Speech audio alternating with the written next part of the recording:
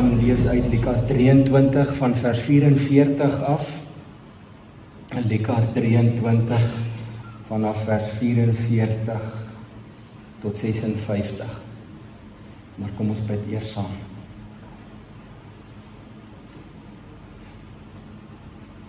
Hemelse Vader, baie dankie dat ons vandag op hierdie baie besonderse dag, op hierdie goeie Vrydag, kan weet dat die voorhangsel het geskeur sodat ons vrye toegang tot U mag hê. En dankie dat ons met vrymoedigheid tot U genadetroon nader, met die wete, Here Jesus, dat U betaal het met U lewe, met U bloed, sodat ons vry kan wees, sodat ons familie kan wees. Al kan ons nie verstaan waardeur U presies gegaan het nie, ons kan ons nie indink nie, wil ons nooit ophou om dankie te sê daarvoor. Dankie dat U die prys vir elkeen van ons betaal het, dat U ons straf op U geneem het. Ons loof en dank U daarvoor. Amen. Lukas 23 van vers 44 af, ek lees uit die nuwe direkte vertaling, ek sal so hier en daar net sê, as dit moeilik vertaal is, nie moeilik nie, maar direk, soos byvoorbeeld sal hier staan, dit was ongeveer die 6de uur, want dit is wat in die Griekse teks staan, maar ons weet nou vandag, dit was 12 uur, nee. So dit was ongeveer 12 uur, die 6de uur, en duisternis het oor die hele aarde toegesak, tot die 9de uur, tot 3 uur die middag. Die son is verduister, en die voorhangsel in die heiligdom is in 2 geskeur. Met 'n harde stem het Jesus uitgeroep, Vader, in U hande gee ek my gees oor. Nadat hy dit gesê het, het hy sy asem uitgeblaas. Die centurio het gesien wat gebeur het. Dit is centurio of 'n centurion is 'n offisier oor 100 of 'n kaptein in die Romeinse weermag. Die kaptein het gesien wat gebeur het en God geloof en gesê, waarlik, hierdie man was onskuldig. Die hele skare wat vir hierdie skouspel bymekaar gekom en gesien het wat gebeur het, het teruggegaan, terwyl hulle op hulle bors slaan. Al sy kennisse en ook die vroue wat hom van Galilea afgevolg het, het op 'n afstand bly staan en hierdie dinge gesien. En kyk, daar was ook 'n man met die naam Josef, 'n lid van die raad, die Joodse raad, 'n goeie en regverdige man. Hy het nie met hulle besluite en optrede saamgestem nie. Hy was afkomstig van die Joodse dorp Arimatea en het uitgesien na die koninkryk van God. Hy het na Pilatus gegaan en Jesus se liggaam gevra. Nadat hy die liggaam afgehaal het, het hy dit in linnedoeke toegedraai en hom neergelê in 'n rotsgraf waarin daar nog nooit iemand neergelê is nie. Dit was die voorbereidingsdag en die Sabbat het al begin aanbreek. Die vroue wat saam met hom uit Galilea gekom het hom gevolg en die graf gesien en ook hoe sy liggaam neergelê is. Daarna het hulle teruggekeer huis toe en geurige speserye en reukolies gaan voorberei. Op die Sabbat het hulle gerus soos die gebod voorskryf. Ons Here Jesus het 'n lang pad gekom tot by Golgotha. Sy aardse pad, sy ewige pad natuurlik nog baie langer. Jesus se openbare bediening het maar in 'n kleinerige grondgebied gebeur tussen Galilea en Judea, en die twee is omtrent 150 km van mekaar af. In daardie area het Jesus die meeste van sy werk gedoen, omtrent in 'n radius van 100 km. En tog het hy in daardie 3 jaar saam met sy disippels, as ons die evangelies lees, en dit kon natuurlik baie meer gewees het, want ons sal hoor ook dat Johannes sê, alles is nie opgeteken nie, maar in daardie 3 jaar het hy 20 tot 30 verskillende dorpe besoek. met sy bediening. Soos ek gesê het, Johannes skryf in sy heel laaste vers van sy evangelie, die Engelse mense noem dit 'n disclaimer. Hy sê, daar is nog baie ander dinge wat Jesus gedoen het, maar as dit een vir een bygeskrywe moet word, dink ek, sou die hele wêreld nie genoeg plek vir die boeke hê nie. Johannes sê vir ons, wat ons in die evangelies lees, is nie naaste by die volledige verhaal nie, maar dit is wat hulle gereken het die belangrikste. Nou, een skrywer van boeke oor Jesus se lewe het vir interessantheid sommer net gaan navorsing doen en bietjie probeer bereken. Nou, ek dink dit was natuurlik baie meer, maar hy het gereken dat Jesus en sy disippels het in daardie 3 jaar ten minste 6000 kilometer per voet afgelê. Dit was maar die manier hoe mense beweeg het in daardie tyd. Nou dink nou net vir jouself, van Kaapstad tot Kaïro is 5000 kilometer. En hulle het dit in 3 jaar gedoen. Maar wat ons wel raak sien, is dat al 4 die evangelies baie meer aandag gee aan hierdie laaste week van Jesus se aardse lewe voor die kruisiging, as in die eerste gedeelte van sy bediening. En dis ook goed so, want Jesus se missie was om te kom, om te sterf en te betaal vir ons sondes. In Matteus is omtrent 1/3 van die evangelie handel oor van die intog in Jerusalem tot en met sy opstanding en daarna. Johannes se evangelie, die helfte daarvan, 50% is van die Palmsondag af. Om vir ons ook 'n aanduiding te gee hoe belangrik was hierdie passiegebeure van Jesus. Maar ons gaan nou net na so 'n klein deeltjie van dit kyk, hoe Lukas dit beskryf het. Eintlik doen ons die Here nooit genoeg eer aan as ons net so vinnig deur hierdie goed lees en daaroor praat nie. So ek wil jou regtig aanmoedig om baie te gaan lees as jy kans kry, stadig en jou 'n bietjie in te leef in hierdie verhale in. Ek noem dit verhale want dit is die waarheid, maar dis maar hoe ons praat hieroor.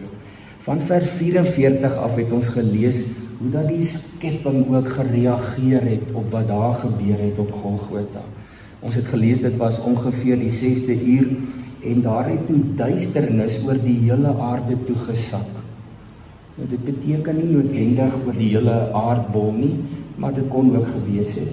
Maar die Bybelskrywers maak baie gebruik van hiperbole om te sê dit was baie erg. So in hulle wêreld sê hulle, skryf Lukas vir ons, oor die hele aarde het daar duisternis toegesak tot die middag 3 uur. Daar skryf hy dan, die son is verduister. Nou dit was nie 'n sonsverduistering nie, want as mens so 'n bietjie weet van die maan en die son, dan weet jy, dit was volmaan. Paasfees is altyd met die eerste volmaan na die dag en nag ewening in Maart maand. Die eerste volmaan begin die Jode dan die Paasfees vier. En tydens volmaan kan daar nie 'n sonsverduistering plaasvind nie, want die maan is aan die ander kant van die aarde. So dit was nie om te sê, wag, dit was 'n sonsverduistering nie. Daar staan letterlik in Lukas, die son het dood gegaan. Soos wanneer mense kers doodblaas, die son het opgehou skyn. Om vir ons te verduidelik hoe die aarde, hoe die skepping gereageer het op daardie gebeure aan die kruis. Die een wat besig is om te sterf, was deel van hierdie skeppingsproses. Hy het gesê, laat daar lig wees, en toe is daar lig. En as hy sy kop vooroor hang en sy laaste asem uitblaas, dan reageer die skepping ook. Dis Matteus wat vir ons vertel van die aardbewing. Mense wonder partykeer daaroor. Nie almal het al die inligting dieselfde nie, want hulle het verskillende weergawes vir ons geskryf om aan te vul by mekaar. Maar gaan lees gerus in Matteus 27 hoe hy dit beskryf. Ek lees net so 'n paar verse. Jesus het weer hard uitgeroep, vers 50, en die laaste asem uitgeblaas. Op daardie oomblik het die voorhangsel van die tempel van bo tot onder middeldeur geskeur. Die aarde het geskud en die rotse het uitmekaar gebars. Grafte het oopgegaan en baie gelowiges wat dood was, is opgewek en hulle het uit hulle grafte uitgegaan. Na Jesus se opstanding het hulle in die heilige stad gekom waar hulle aan baie mense verskyn het. En toe die offisier en die soldate wat saam met hom vir Jesus bewaak het, die aardbewing sien en die dinge wat gebeur, het hulle baie bang geword. Dit was nie sommer net so 'n ligte trillinkie nie. Dit kos nogal iets om Romeinse soldate bang te maak. En ons het dit nou by Lukas en Matteus gehoor, Markus skryf dit ook, die voorhangsel skeur. Nou ek beskou dit sommer as deel van die skepping se reaksie. Die Jode sou nooit dit gedoen het nie, so God het dit gedoen en daarom skryf hulle ook, hy het van bo tot onder geskeur. Dis nie die mense wat hom geskeur het nie. Gaan lees 'n bietjie daaroor. Die voorhangsel was 'n baie swaar gordyn wat die allerheiligste deel toe moes hou, heeltemal toe, want daar binne-in was die verbondsark en daar het die hoëpriester eenmal 'n jaar ingegaan om in God se teenwoordigheid te kom. Dit kan wees dat daardie voorhangsel tot 20 meter hoog was. En hy was so dik soos 'n man se hand, van dik geweefde materiaal met geborduurde gerubs, engele daarop. Dit was die heiligste plek op aarde. En toe Jesus sterf, toe skeer God dit oop. Toe skeer hy sy hart oop vir ons. Toe maak hy dit oop. Almal kan kom. Ons het nou vrye toegang tot God. Met 'n harde stem het Jesus uitgeroep, Vader, in U hande gee ek my gees oor. Ons het ook gelees van 'n paar vreemdelinge, nê, wat nou nie eintlik deel was van Jesus se lewe nie. Aan die einde van vers 46 het ons gelees van hierdie centurio, hierdie kaptein oor 100 of 'n offisier, hoe dat hy gesien het wat gebeur het, God geloof het.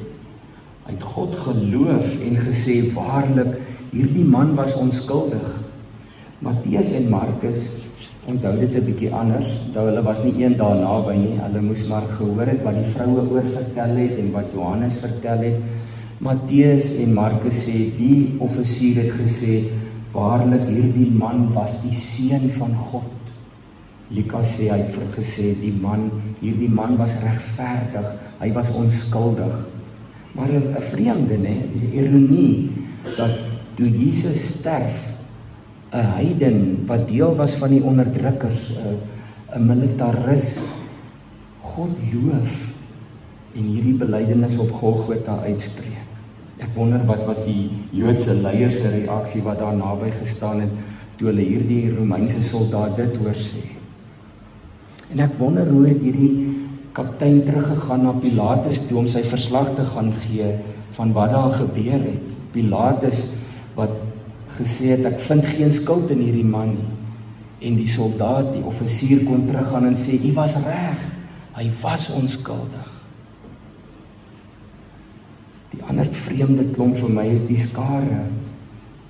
Daar staan letterlik, hulle het vir hierdie skouspel bymekaar gekom. Die Griekse woord beteken 'n spektakel, iets ongewoons wat gebeur. En 'n skare mense drom saam. Nie om Jesus te kom jammer kry nie, om te kom saam spot en te kom lag.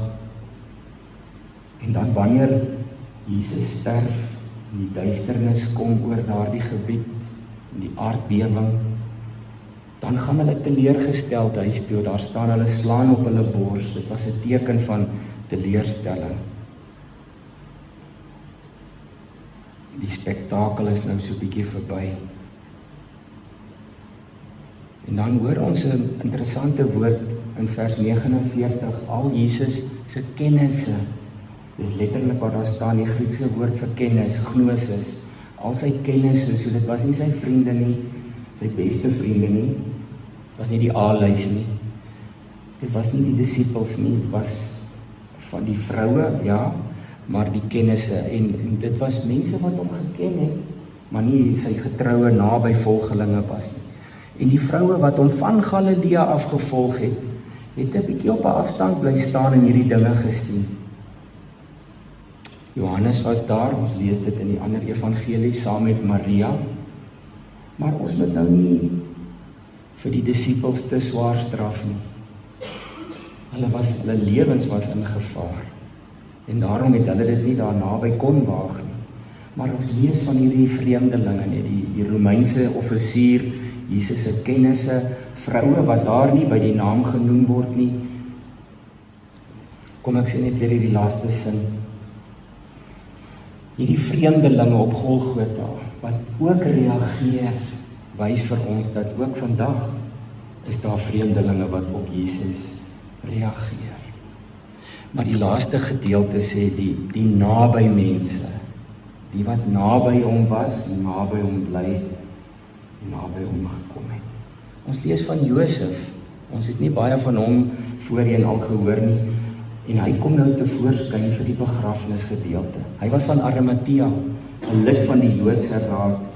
Matteus en Markus gee so 'n bietjie ekstra inligting. Matteus sê hy was 'n ryk man, want ons lees hy het linnedoeke gekoop, maar die Griekse woord daar is vir duur, fyn, baie hoë kwaliteit linne, nie sommer net gewone linne soos wat ons het nie. Hy het fyn linne gekoop. Markus sê weer, hy was 'n vooraanstaande lid van die Joodse Raad, nie sommer net een van die agterbankers nie. En Johannes sê vir ons, Josef van Arimatea was 'n lid van die Joodse Raad, maar in die geheim was hy 'n disipel van Jesus. 'n Disipel is 'n student, so hy het waarskynlik by geleenthede dit reg gekry dat Jesus hom onderrig het oor die koninkryk van God. Ons het gehoor, Lukas sê, hy het uitgesien na die koninkryk van God. Johannes gee vir ons hierdie ekstra inligting van vers 39 in Johannes 19 af, van nog iemand wat naby was. Ek wil hom graag inbring, want hy was ook op 'n manier 'n naby mens vir Jesus. En dit is die ander lid van die Joodse Raad, waarvan ons weet, Nikodemus. Hier skryf Johannes vir ons dat Nikodemus, wat 'n keer in die nag na Jesus toe gekom het, ons onthou in Johannes 3 daardie gesprek, hy het gekom en 'n mengsel van omtrent 50 liter mirre en alwyn gebring. Hulle het die liggaam van Jesus geneem en dit met die gegeurde olie behandel en in doeke toegedraai, soos dit die gebruik van die Jode was om iemand vir die begrafnis uit te lê. Dis nou nog vreemdelinge, nee, maar dis baie naby aan Jesus, disipels van hom, mense wat hom gevolg het. En dan nog nader is hier die vroue. Die vroue wat ons lees eers so 'n bietjie op 'n afstand was, onthou vrouens was nie baie veilig in daardie tyd nie, en Romeinse soldate sou sommer bo oor hulle geloop het. So die vrouens het op maar een kant gebly, net soos die disipels. Ons weet dit was nie veilig nie, want Petrus het dit naby gewaag in die binnehof tydens Jesus se verhoor, en toe die mense hom herken, wou hulle hom gryp en hom arresteer. Jy's een van sy disipels, het die diensmeisie gesê. So hulle het geweet om 'n klein bietjie afstand te handhaaf. Maar nou kom hulle nader. Ons lees die vroue gaan saam met Josef van Arimatea, hulle gaan kyk waar Jesus in die graf gelê word. Die vroue is nou intens betrokke. Dit is eintlik 'n skande hoe die wêreld en die kerk deur die eeue oor die algemeen vroue geminag het. Vroue het 'n kardinale rol in Jesus se lewe en sy bediening gespeel. Die eerste apostel was 'n vrou. Toe Jesus vir Maria Magdalena stuur na die disipels toe, gebruik die Griekse woord gestuurde vir apostel. En die wêreld het dit op 'n manier reg gekry om die vrouens mis te kyk. Van vers 55 af het Lukas vir ons geskryf, die vroue wat saam met hom uit Galilea gekom het, het hom gevolg en die graf gesien. Onthou, hulle het nou daardie 150 kilometer gereis na Jerusalem vir hierdie Paasfees agter Jesus aan. En vroue was nie verplig om die Paasfees by te woon. Dit was maar die mans wat dit hoofsaaklik gedoen het. Hulle het gekom en Josef gevolg en die graf gesien en ook hoe Jesus se liggaam neergelê is. Daarna het hulle teruggekeer huis toe en die geurende speserye en reukolies gaan voorberei. Waarskynlik nou die 50 liter wat Nikodemus gekoop het. En op die Sabbat het hulle gerus soos die gebod voorskryf.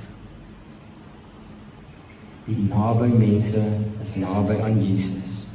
Die vreemdelinge reageer, die skepping reageer. Dit was 'n baie besonderse unieke Vrydag. Dis 'n goeie Vrydag. Dis jou goeie Vrydag. Ons kan ons verwonder oor alles wat daardie dag gebeur het. Ons kan stom geslaan wees oor die skare, die aardbewing, die verduistering, die voorhangsel. Of ons kan daar is mense wat soos die skare maar teleurgesteld omdraai en sê, is dit nou dit? Ons gaan nou maar weer huis toe. Die skouspel is verby. Of dalk soos die Romeinse kaptein wat die knie buig by die kruis en 'n belydenis uitspreek. Ons hoop hy tot bekering gekom, ons weet nie. Ons hoop dit was nie net 'n verklaring nie, maar dat iets in sy hart ook geroer het, soos in ons harte dit geroer het. So nou, vandag, is die beste vir ons om ook naby te wees, nader aan Jesus. Gebruik vandag 'n paar minute ergens om nog nader aan Jesus te kom. Daar is nie meer 'n voorhangsel wat ons op 'n afstand van God hou nie. Ons is in sy onmiddellike teenwoordigheid. Sal jy daaraan dink vandag om nader te kom? Kom ons bid saam.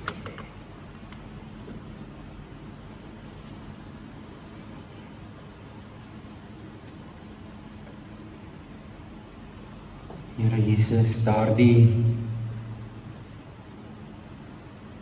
onmenslike lyding wat U moes verduur ter wille van ons, oor ons oortredings is U deurboor. Vir ons sonde is U gestraf. Die straf wat op ons moes wees, het U gevat. U het ons skuld betaal. U het die verlossingswerk afgehandel. Help ons om nie ver te wees van U af nie. Help ons om nie teleurgesteld om te draai of net uit nuuskierigheid naby te wees nie. Laat ons eerder soos die naby mense en soos die skepping reageer, ons koppe laat sak uit dankbaarheid vir hierdie goeie Vrydag. Ons is U ewig dankbaar.